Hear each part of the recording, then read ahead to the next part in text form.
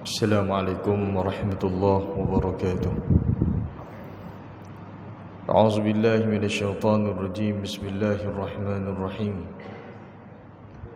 Alhamdulillahi rabbil alamin. Salatu wassalamu ala sayyidina Muhammad wa ala alihi wa sahbihi ajma'in. Allahumma la sahla illa ma ja'altahu sahla وأنت تجعل الحزن إذا شئت سهلا سهل لنا ويسر علينا افتح علينا فتوح العارفين ووفقنا توفيق الصالحين برحمة منك يا أرحم الراحمين اللهم بارك لنا في شهر رمضان وأعنا فيه على الصيام والقيام وغض البصر وحفظ اللسان وتلاوة القرآن أما بعد أيها المؤمنون اتقوا الله أوصيكم وإياي بتقوى الله فقد فاز المتقون.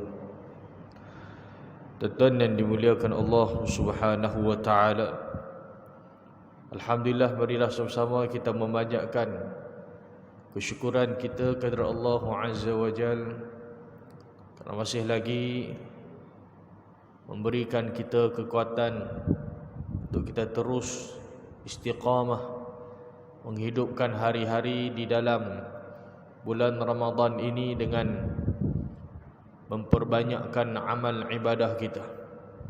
Ramadan yang disebut sebagai syahrul ibadah, mausimut ta'ah, bulan untuk kita memperbanyakkan ibadah kita kepada Allah Subhanahu wa taala dan musim untuk kita memperbanyakkan amal kebaikan. Dan kelebihan-kelebihan yang ada di dalam bulan Ramadan ini tidak ada pada bulan-bulan yang lain.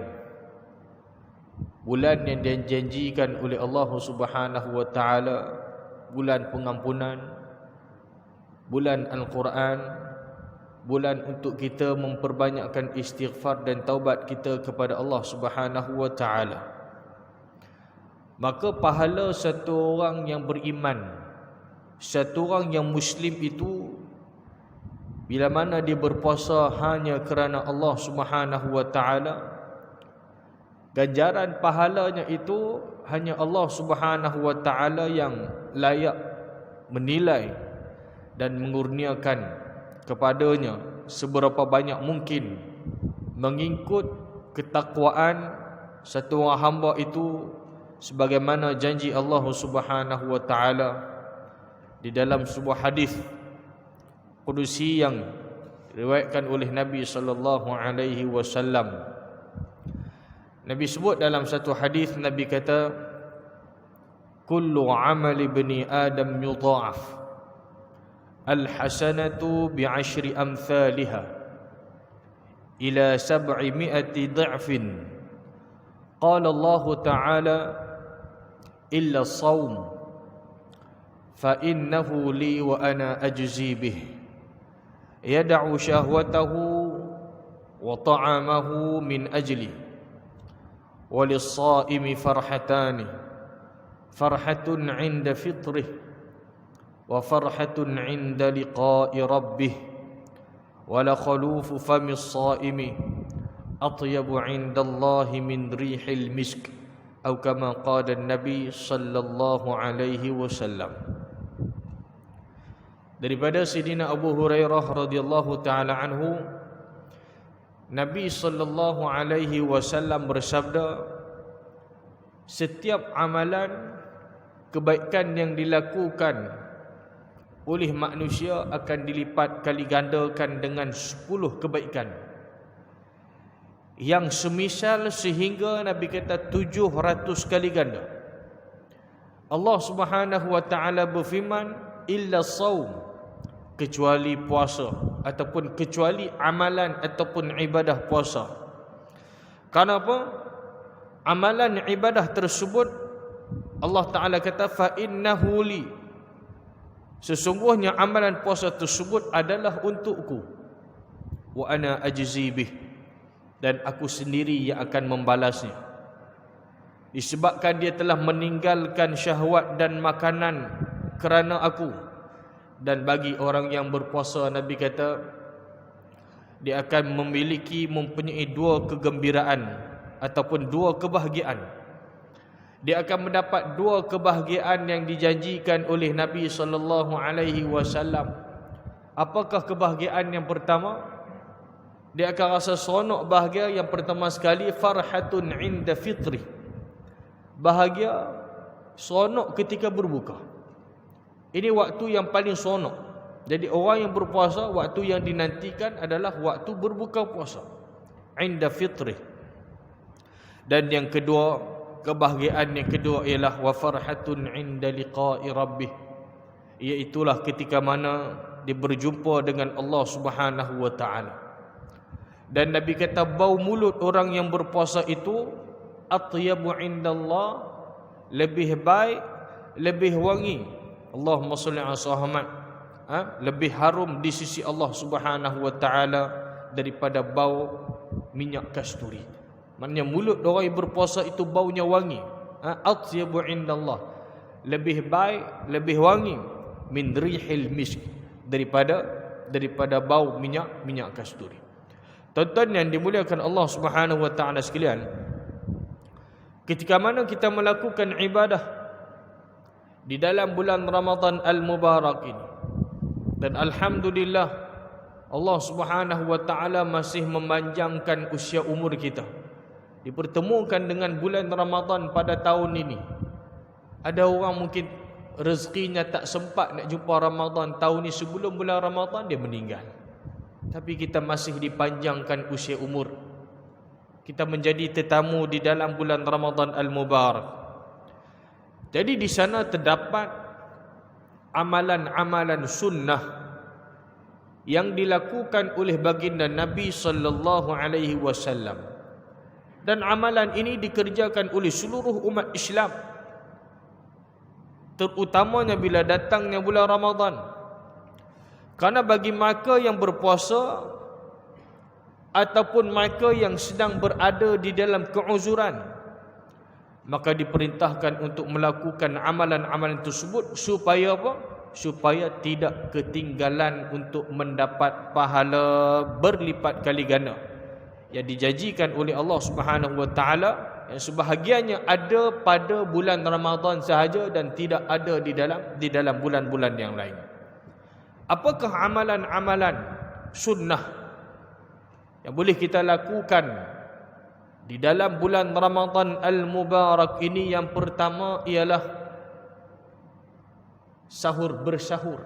Tentu sekalian, karena terdapat hadis Nabi sallallahu alaihi wasallam yang Nabi sebut tasahharu fa inna fis sahuri barakah. Nabi suruh kita bersahur, bersahurlah sesungguhnya pada waktu sahur itu terdapat keberkatan. Tuan-tuan, keberkatan itu terdapat pada makanan yang kita makankah? Pada makanan yang kita minumkah di waktu sahur tersebut? Ataupun keberkatan pada waktu sahur itu yang dijanjikan oleh Nabi sallallahu alaihi wasallam, fa inna fis sahuri barakah. Sesungguhnya dalam sahur itu terdapat keberkatan yang disebutkan oleh Nabi sallallahu alaihi wasallam. Lepas tu kalau satu orang bila dia bangun semata-mata untuk nak bersahur, maka Allah Subhanahu wa taala akan memberikan keberkatan kepadanya. Sebab dia bangun untuk bersahur, meskipun waktu sahur itu hanya dia minum air sahaja. Dia minum air sahaja, namun kerana ganjaran, pahala dan keberkatan yang dijanjikan oleh Nabi sallallahu alaihi wasallam, dia bersungguh-sungguh untuk mencari keberkatan dengan hanya bangun untuk bersahur, maka dia akan dapat keberkatan tersebut. Dan kata Abu Sa'id Al-Khudri radhiyallahu taala anhu, Nabi sallallahu alaihi wasallam bersabda, makan sahur itu beradanya berkat. Maka janganlah kamu tinggalkan, meskipun salah seorang daripada kamu hanya meminum seteguk air, kerana sesungguhnya Allah Subhanahu wa taala dan para malaikatnya berselawat kepada orang-orang yang makan sahur. Jadi waktu sahur itu tuan-tuan sekalian, waktu itu sendiri adalah waktu yang ada keberkatan yang disebut oleh Nabi sallallahu alaihi wasallam. Kita jangan bangun awal sangat sahur. Sahur ke apa? Pukul 1 pagi. Awal sahur dia tuan-tuan. Pukul apa? 2 pagi. Sahurnya awal. Nanti kita akan sebut juga tuan-tuan sekalian, Allahumma salli ala sayyidina Muhammad. Antara sunnah juga kita takhiru sahur, kita memperlewatkan sedikit. Kita tak bangun awal sangat sahur itu. Tak bangun pukul 1 pagi. Pukul 12 tengah malam tu kita dah ni sahur ni. Yang moreh tengah malam tu dia makan malam, dia pergi lepak malam dan kata ini sahur dah cukup. Dia tak bangun dah. Jadi tuan-tuan sekalian, bila kita bangun sahur, kerana ada keberkatan itu kita bangun dan kita lewatkan sedikit. Tak bangun awal sangat. Kalau bangun awal sangat, tuan-tuan bangun 1 pagi, 2 pagi dah sahur. Kemudian tuan-tuan nak buat apa? Nak baca Quran. Kalau dah tuan-tuan mengantuk, tuan-tuan akan sambung tidur balik. Awal sangat bangun. Nak tunggu subuh lambat lagi. Kan? Dia pun bangun sahur awal. Awal lah pukul 4 pagi dah sahur. Nak tunggu sahur lambat lagi, lena. Lena terlajak subuh tak bangun. Jadi kalau dia sahur waktu yang hampir dah dekat-dekat dengan subuh contoh, tak lama sangatlah dia tunggu waktu subuh tu, nak lena takut tak bangun, terus solat subuh. Contoh kan. Dia pun sahur dan kemudian solat subuh. Baik. Tuan-tuan yang dimuliakan Allah Subhanahu wa taala, jadi ini ibadat yang pertama ataupun sunnah yang pertama, sahur. Jangan tinggal tuan sekalian. Walaupun sedikit yang kita makan, kita dapat jamah sedikit makanan ataupun dengan seteguk air, kita nak ambil waktu berkat yang dijanjikan oleh Nabi sallallahu alaihi wasallam. Yang kedua apalagi antara sunnah berpuasa ini tuan-tuan sekalian, iaitulah ta'jilul fitr. Kita segera berbuka puasa. Segera berbuka puasa ni bukan maksud sebelum maghrib, azan maghrib hang dah makan. Itu kena jelas juga, bukan buka puasa awal. Maksud di sini tuan-tuan sekalian, berdasarkan kepada hadis Nabi sallallahu alaihi wasallam, Nabi kata yazalun nasu bi khairin ma'ajjalul fitr. Nabi kata sentiasalah manusia itu berada di dalam kebaikan selama mana mereka menyegerakan berbuka. Ini hadis sahih riwayat Imam Bukhari dan Muslim. Makna hadis ini ialah satu orang Muslim diperintahkan untuk menyegerakan berbuka puasa apabila mendengar azan maghrib berkumandang. Itu maksudnya.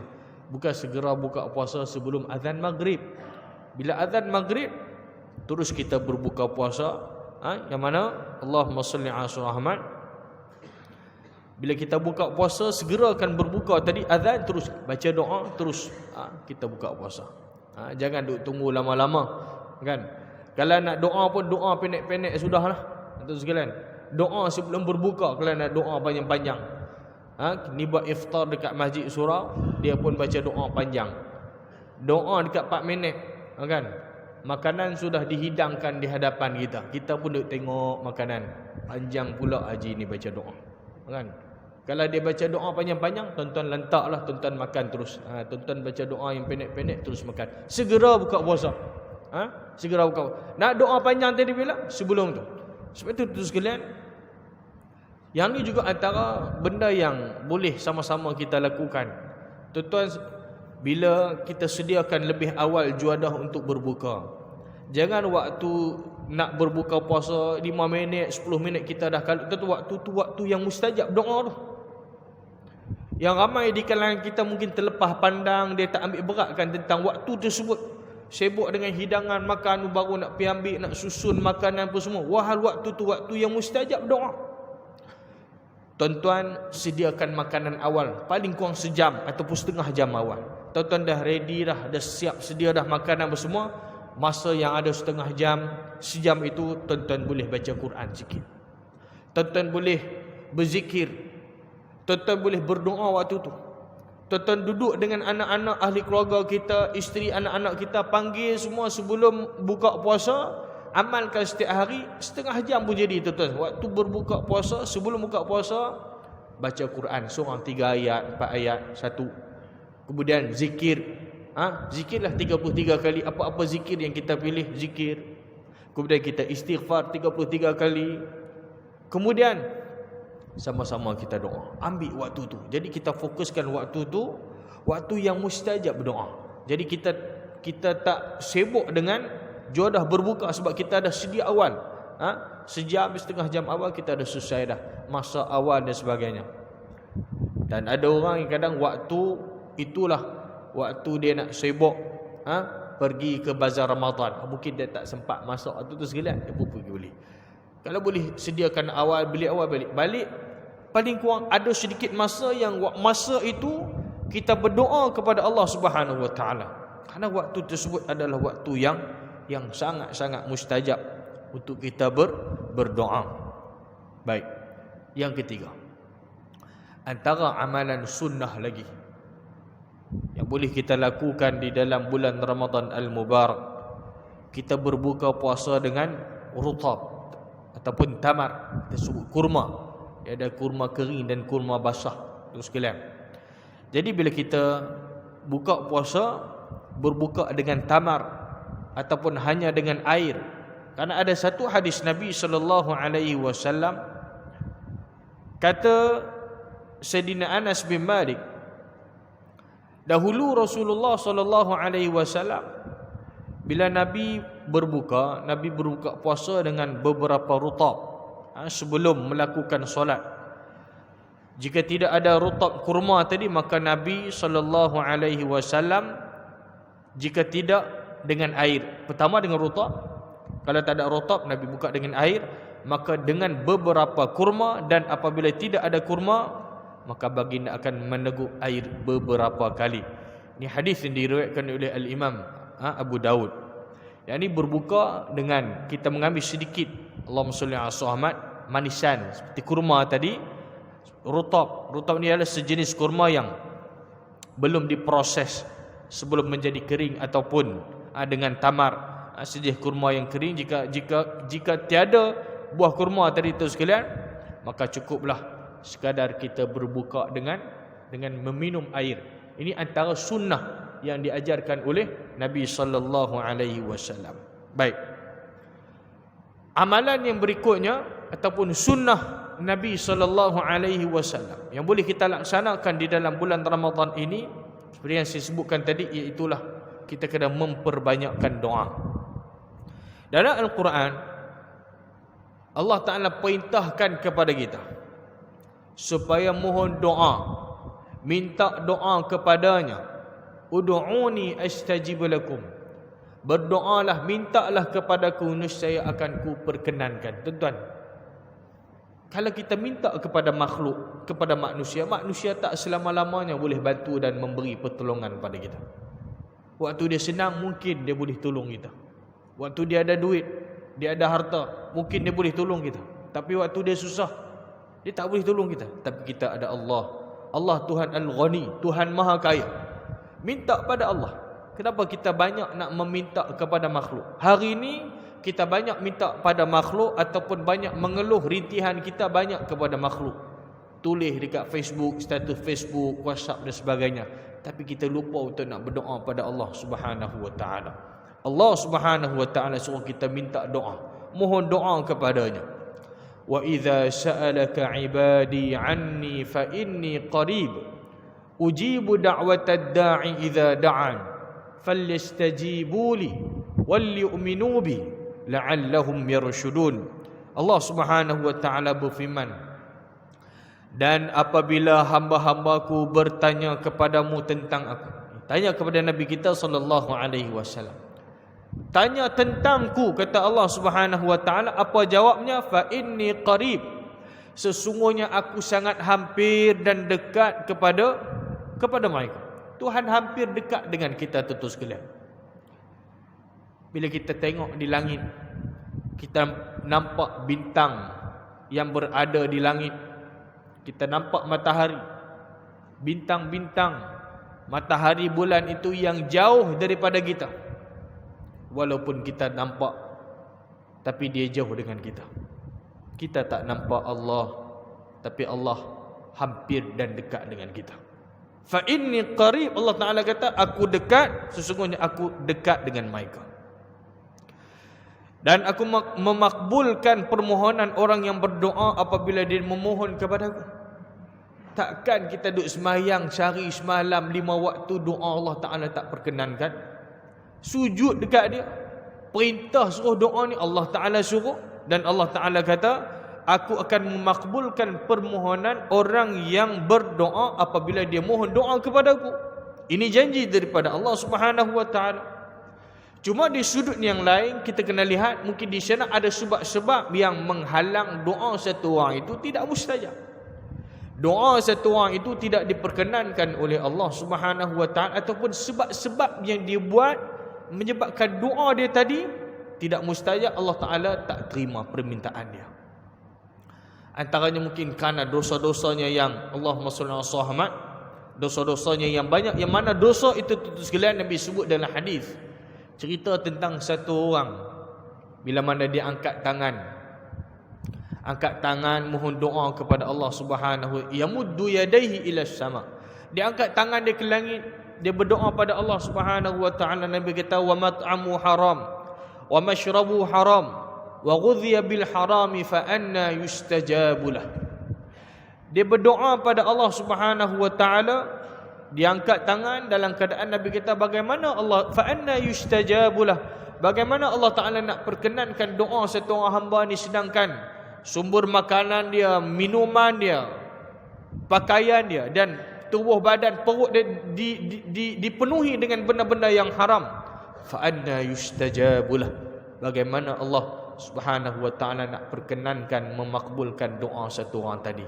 Jadi kita kena pastikan Allah Muhammad, sumber makanan kita, minuman kita, pakaian kita dan apa sahaja yang masuk dalam tubuh badan kita ni, semuanya daripada sumber yang halal, kerana dia ada kaitan dengan mustajabnya doa seseorang itu. Tuan-tuan yang dimuliakan Allah Subhanahu Wa Ta'ala sekalian. Dan kemudian Allah Ta'ala kata, maka hendaklah mereka itu memenuhi segala perintahku dan hendaklah mereka beriman kepadaku agar mereka selalu berada di dalam kebenaran. Di dalam hadis yang diriwayatkan oleh Sayyidina Abu Hurairah radhiyallahu taala anhu, Nabi sallallahu alaihi wasallam bersabda, "Thalathatun la turaddu da'watuhum al-imamul 'adil was-sha'imu hatta yuftir wa da'watul mazlum." Atau kama qala Nabi sallallahu alaihi wasallam. Tuan-tuan, ada 3 golongan yang doa mereka ini tidak ditolak oleh Allah Subhanahu Wa Ta'ala. Doa mereka ini mustajab. Siapakah 3 golongan ini? Yang pertama Nabi sebut al-imamul adil, pemimpin yang adil, satu.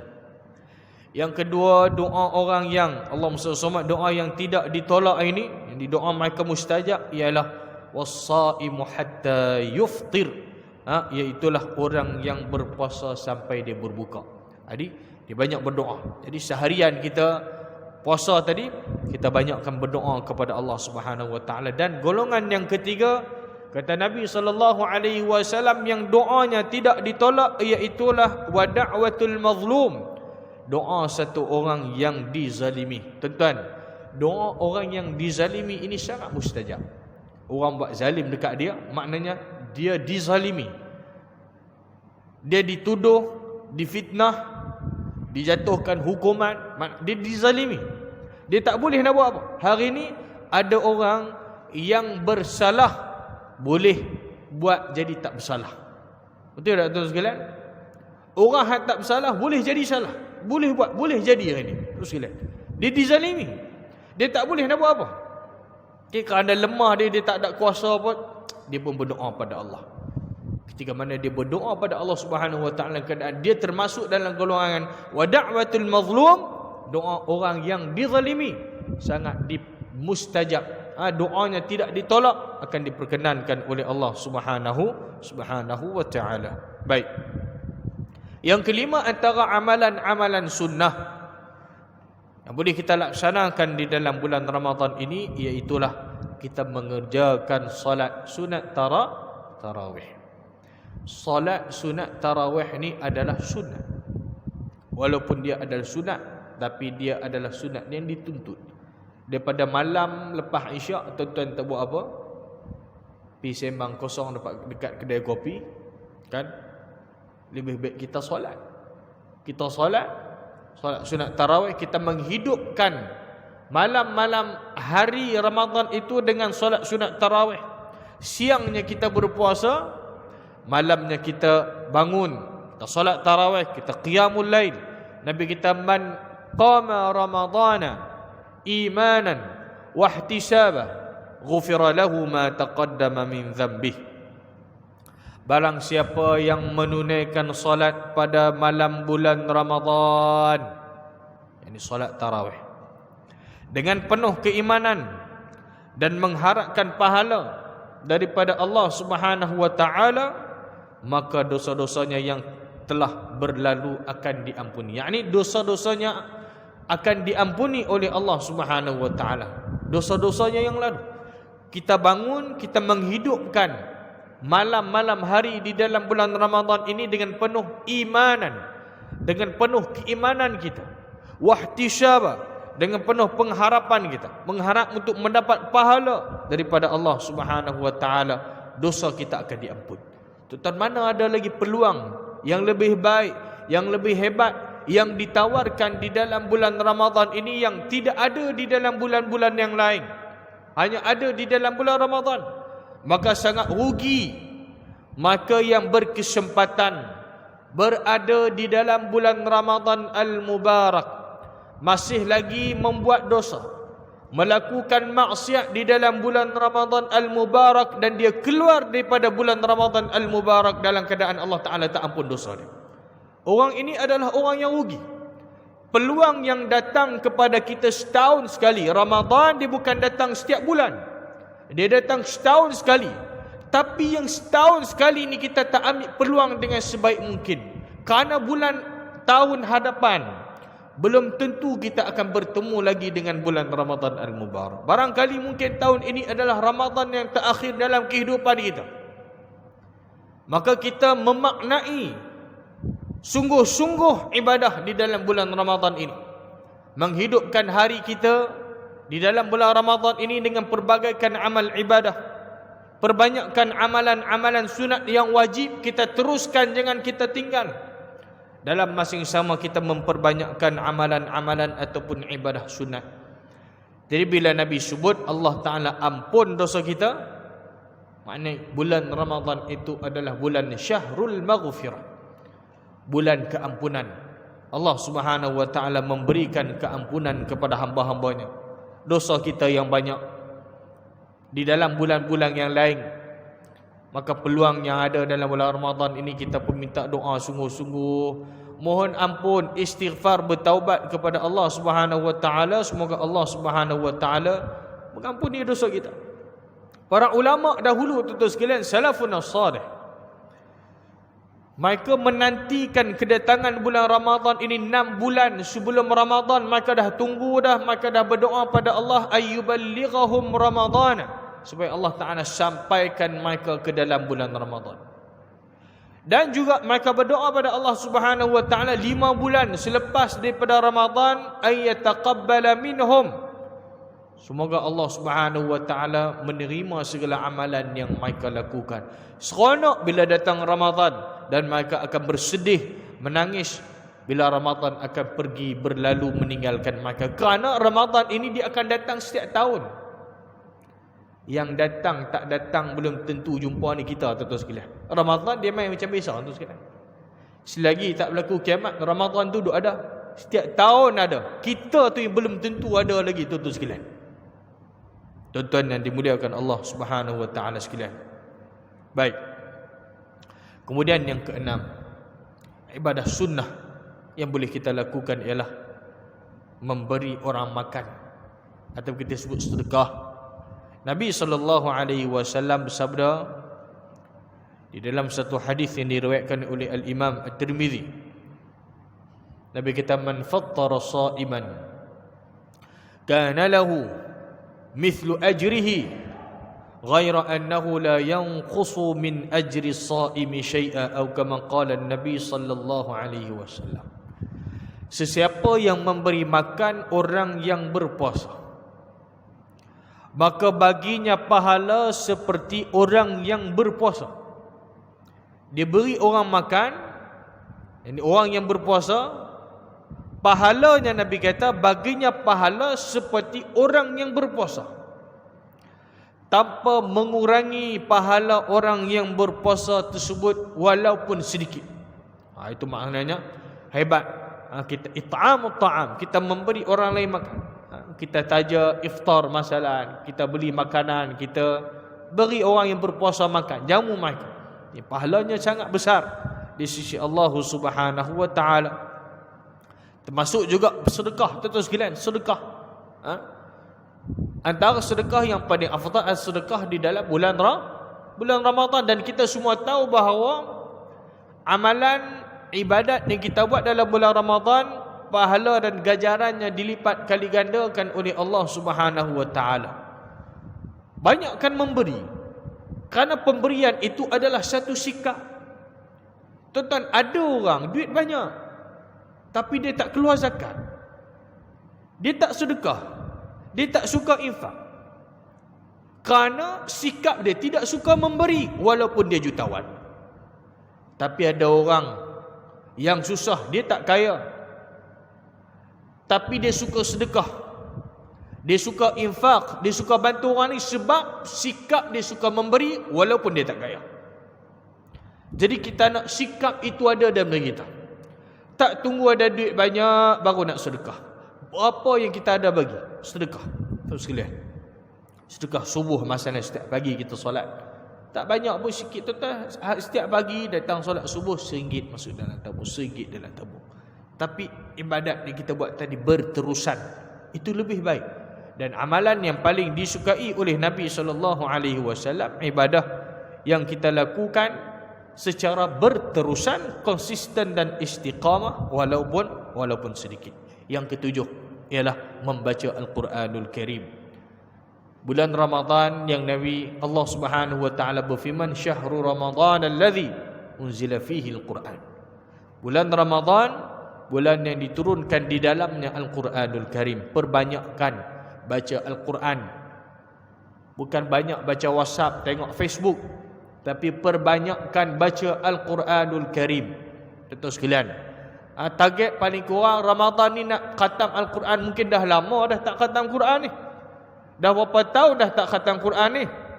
Jadi ambil pulang Ramadan, target tahun ni paling kurang sekali nak khatam Al-Quran. Itu paling kurang, tuan-tuan sekalian. Baca setiap hari, jangan tinggal kita membaca Al-Quranul Karim. Target kita nak khatam Al-Quranul Karim pada bulan Ramadan ini. Paling kurang kita ada niat untuk nak khatam Al-Quranul Karim.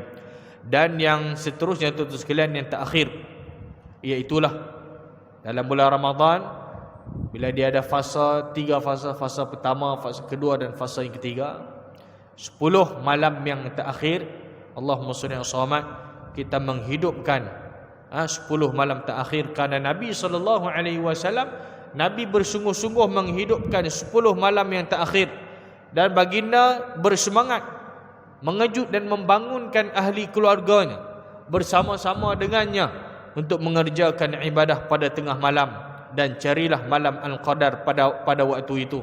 Kata Aisyah radhiyallahu taala anha, kana an-nabiy sallallahu alaihi wasallam idza dakhala al-ashru shadda mi'zarahu wa ahya lailahu wa ayqadha ahlah.